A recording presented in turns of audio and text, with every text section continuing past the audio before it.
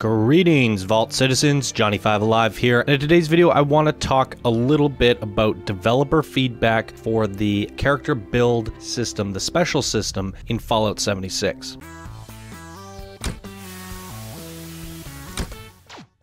Now before you get started, I do want to make a little disclaimer that I do actually really love this game. I'm absolutely addicted. I've only played 2 days of the PC beta, and my character is about level 15. And I also used to work in the game industry as a QA tester, then an art analyst, and then even a game artist for several years of my time. So most of my feedback is coming from a good place, and I do absolutely adore and love this game, so I want to see it take the right direction. And based off of this being a beta, I was hoping that the beta would come a little bit earlier so the developers would hear and listen to some of this feedback, and they did say that they will listen going forward, so this is my message to the developers. And if you guys agree with any of the following feedback that I provide in this video, please do share this video as well as post about it on the forums so that we can try to improve the special system in Fallout 76. Alright, let's jump right on into it. So there are two major things that people have been talking about, or I've noticed in my games, and people on Discord, etc. There's two major complaints with the perk system and the special system. One being there's no obvious respec, and I'll give my thoughts on that after. And then the second being min-maxing efficiency of swapping in and out cards when you need them. While the system's intended to work that way, it's working in somewhat of a janky way.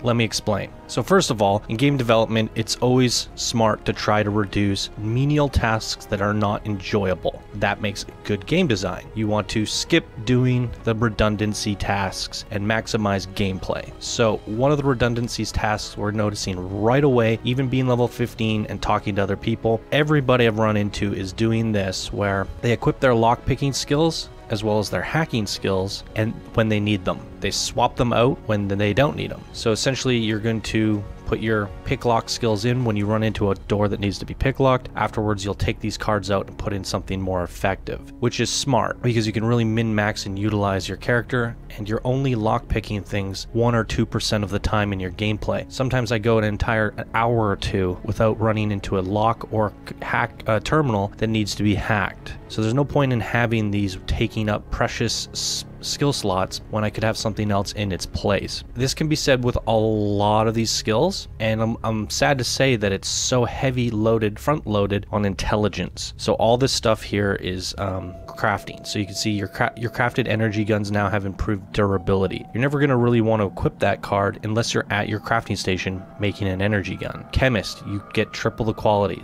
triple the quantity when crafting chems. You're just going to equip that card when you're crafting chems. Now there are some that, you know, your power armor breaks 60% more slowly and is cheaper to repair. You're going to equip this when you need to repair your power armor or when you're using power armor. This is something that you would think, okay, I'll use that when I'm using power armor. I like the idea of swapping your cards around for builds. However, I think some of these things could have been separated a little bit, such as makeshift warrior. Melee weapons break 50% slower, and you can craft tier 5 melee weapons, plans required. This is something that's very essential to someone that's a melee builder, being able to access those tier 5 melee weapons. So you're going to want to be able to craft melee weapons if you're a melee build. Same with gunsmith. You don't necessarily, like, the guns breaking slower is a bonus. So now you're going to have to feel like you need to keep this card equipped to get that, but you're not gaining any benefit from the crafting the guns until you go back to your workshop. So you might end up just going for something like in the luck tree, for example, chance your weapons will greatly repair itself when hitting an enemy. So you equip that for 3 stars, and now you don't really have to worry about your guns breaking slower because they'll be repairing themselves, and now you don't have to front load that card. So there's ways to sort of get around having to have this equipped and just equip it in town when you're crafting your guns. Same with scrapper. You obtain more components when you scrap weapons and armor. You're really gonna have to equip that once you're in town scrapping your stuff. So that could be said with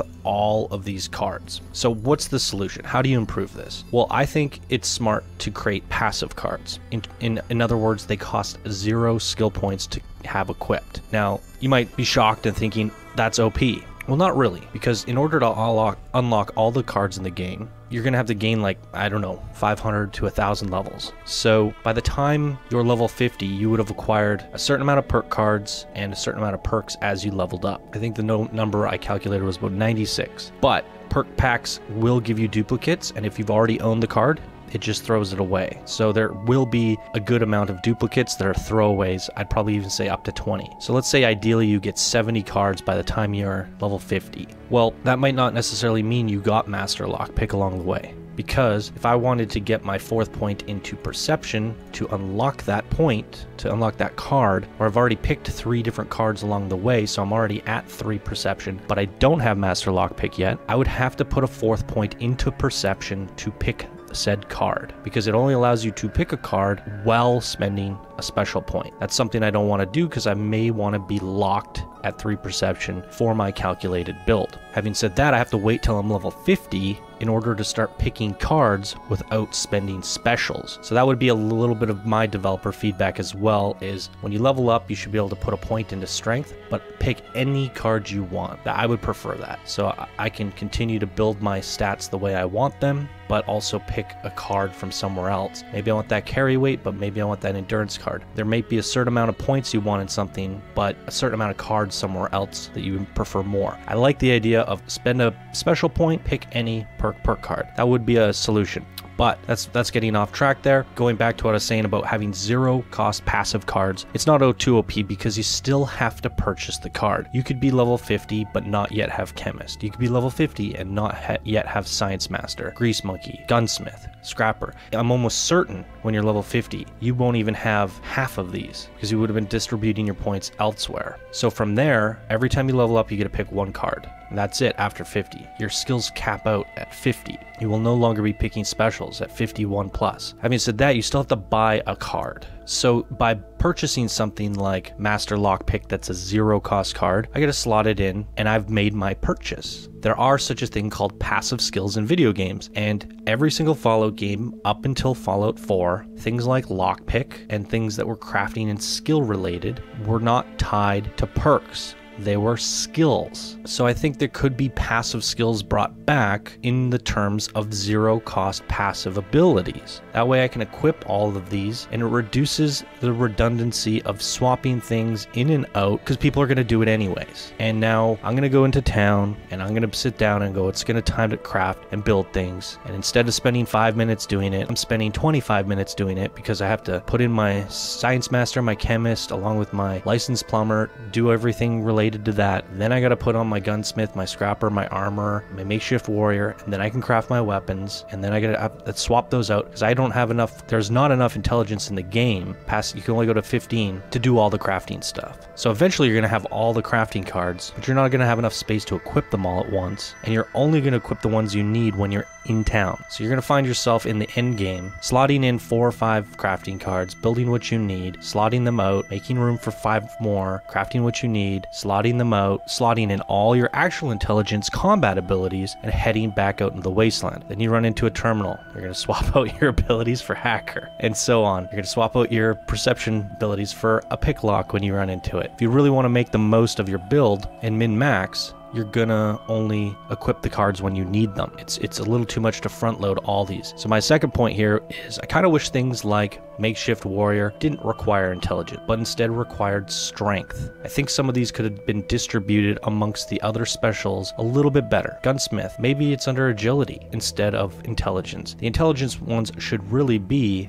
exotic weapons, science, chemist, science master. So I feel like some of these could have been moved around to distribute that crafting a little bit better. So when I am in town, I'm a crafter overall over a bunch of my cards. Instead, you're really heavily unloading your intelligence pack and loading it up with as much as you can, and then crafting, unloading it all and moving back out. So I think there could be room for 0 cost passive cards. I think something such as Makeshift Warrior that does give additional benefits, it should just be a crafting card, and something like this could have been a separate card that you actually want to slot in, and it might be under something like strength because you're so experienced with weapons, you know how to not use them clumsily to the point where they'll break. That's the theory behind it for me. So those are the things I think they can improve: 0 cost passive cards, as well as when you level up, being able to put a point into any special and then picking any card rather than forcing me to pick strength and then a strength card. It does become slightly annoying. Like I said, maybe I don't want more than 4 perception on my overall build, but I want the cards from there. Well, I have to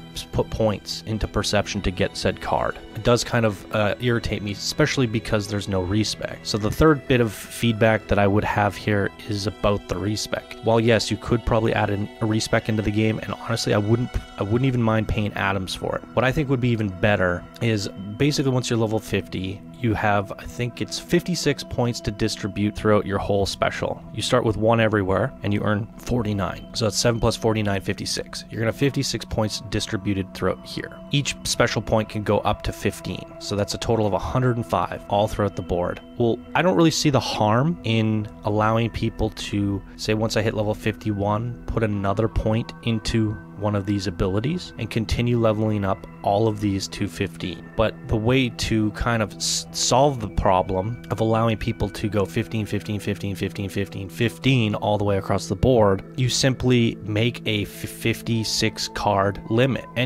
throughout. Or even a 50. You could reduce it. It doesn't really matter. But right now you're only able to slot in 56 cards based off the 56 points that you've spent in special. So why not just allow people to continue leveling all these all the way up past level 50, all the way up to level 105, and they have a 56 card limit. So I can put 15 cards into strength, 15 here, and then all of a sudden I get to 56 and I'm full. Technically that's still me having 15, 15, 15, 4, 3, 2, 1, or whatever. I still wouldn't be able to do anything about it. I wouldn't be able to have 15 across the board. I'd have a 56 card limit. This would allow me to respec essentially, but it would also allow people to continue progressing past level 50, because your progression up to 50, you're going to have a build where it's going to be 56 points spread out. And as you level past 50 all the way to 105, you're going to have a little bit more wiggle room correcting your mistakes. Maybe I put 8 points into endurance and heavily regretted it. I could restart the game, or I could continue to level up to 105 and slowly take those cards out of endurance and start shuffling them somewhere else. I think those are better solutions than an atom respec or just a respec. It allows you to be a little bit more diverse and switch your build as you go. I think that's a pretty decent idea, especially because if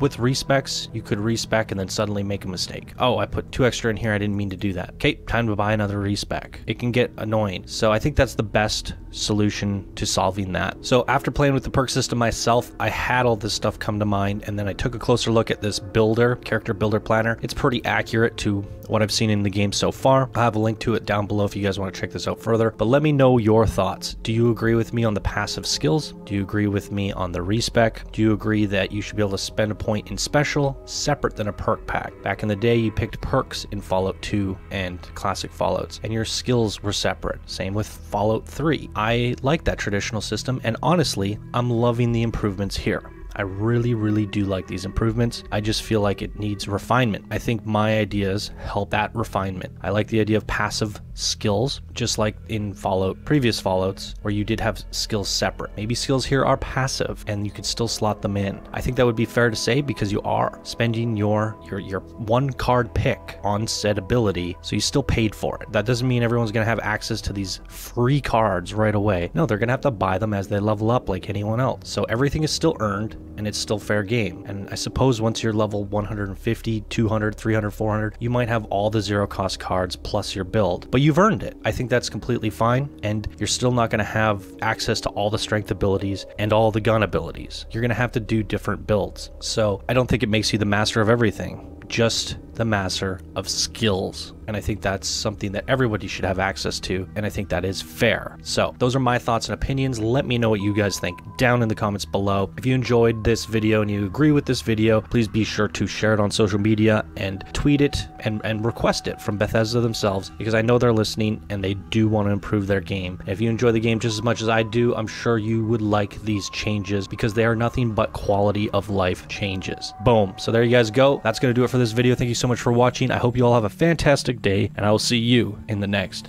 video. Bye now.